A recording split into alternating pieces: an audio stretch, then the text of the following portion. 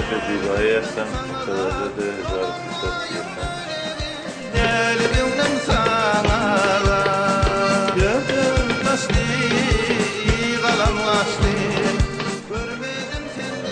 کار موسیقی رو از سالهای دبیرستان حدودهای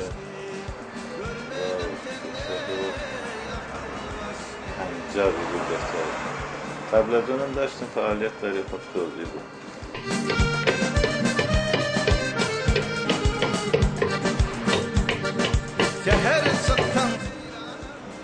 با شروع انقلاب اسلامی روح موسیقی اصیل خودم آمد و با نوازندگی کمانچه در گروه موسیقی محلی ترکمنی کار موسیقی و در سالهای 63 به کار ساخت آلات موسیقی خصوصا دوتار و کمانچه ترکمن روی آورد.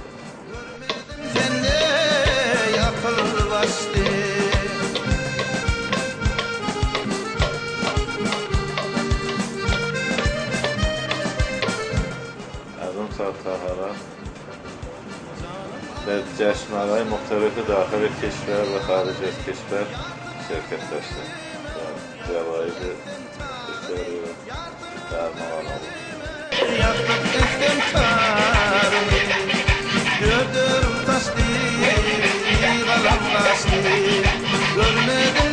در ششمین جشنواره موسیقی نواحی ایران در مرکز کرمان به 36 نفر از اساتید موسیقی کل ایران و مناطق ایران روح برنزی به وزن 4 کیلو شیشتک کردن. به وسیله استادای کندکار تک تک اینا رو حکاکی کردن و به هنرمندا اینا رو هدیه دادن.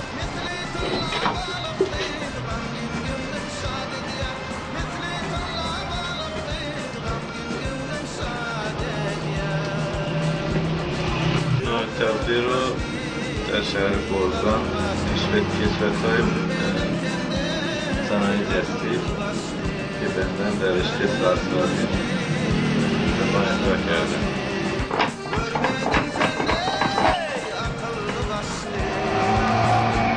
دیپلم افتخار در رشته موسیقی 4مین جشنواره سرود و آهنگ‌های انقلابی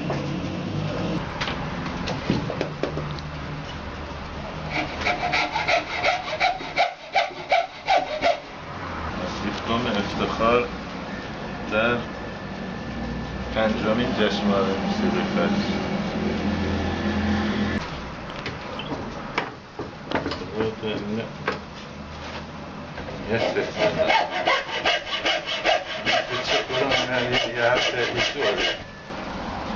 لوح تقدیر قدرشن به منظور قدرشناسی از تراش درخور تحسین هنرمندان 6مین جشنواره سراسر فجر.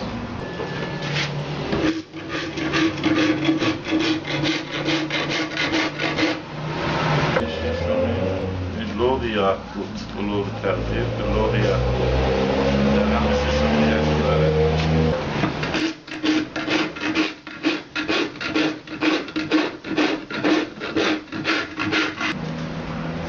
اولین جشنواره نخستین جشنواره سرود و آهنگ‌های انقلابی در سال 64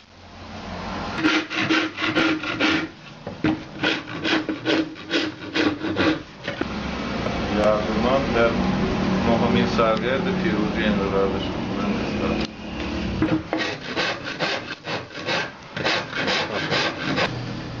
دیپلم افتخار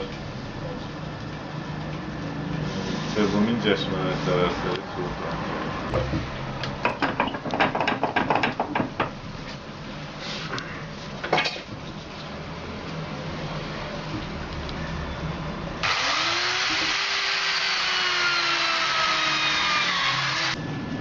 این لوح‌ها در شهرستان کلاله روح یاقوت است. در جشنواره محلی سرود ترکمن در شهرستان کلاله.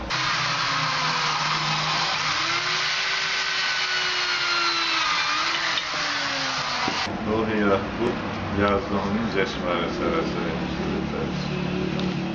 امروز یادبود در هفتمین جشنواره.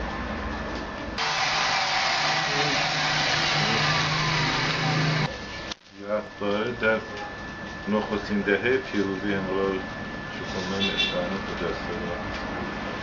چهارمین جشنواره سراسری.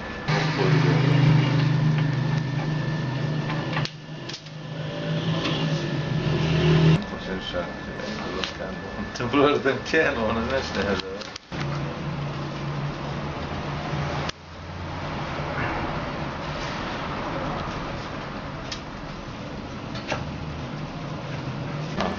البته در طی این جشنواره‌های موسیقی فجر ما برنده چندین سکه طلا نش آرمدار البته با آرم جمهوری اسلامی و آرم موسیقی حمایت داشت در تهران و قشم، کردستان، اصفهان، شیراز و روی سکایی یادبود گرفتیم از مقامات اداره فرهنگ اسلامی.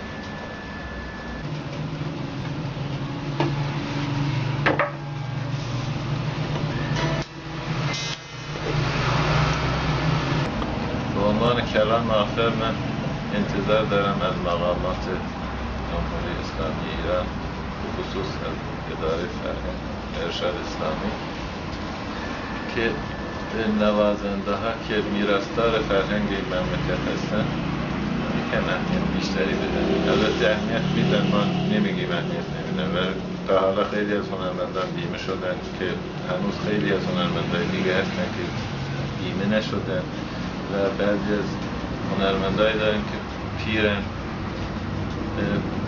دیگه دستشون دراز به روی مقامات، اینا رو باید حمایت بشه.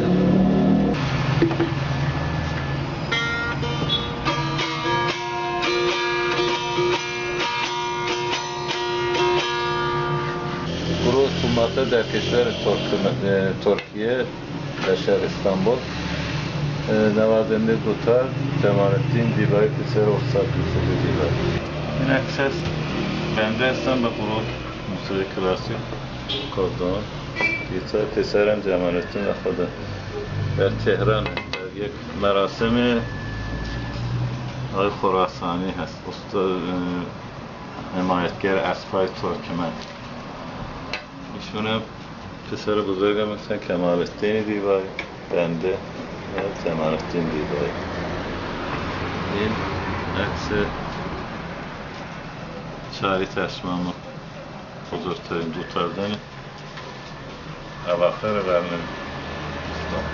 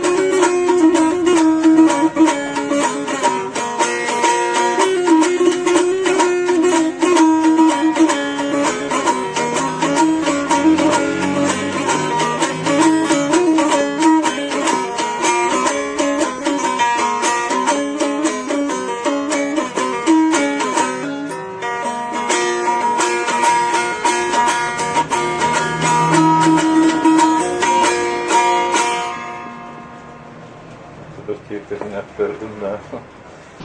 Sonunda yani Türkmen Ses saytındaki işleyen oğullara işlerin üstünde var bu yani zarlar sağ olsun. Elimden Türkmen'in tutmasında olsunlar. Kuday Teala bunlara tevfik versin. Sağ olsun. Selamet olsun.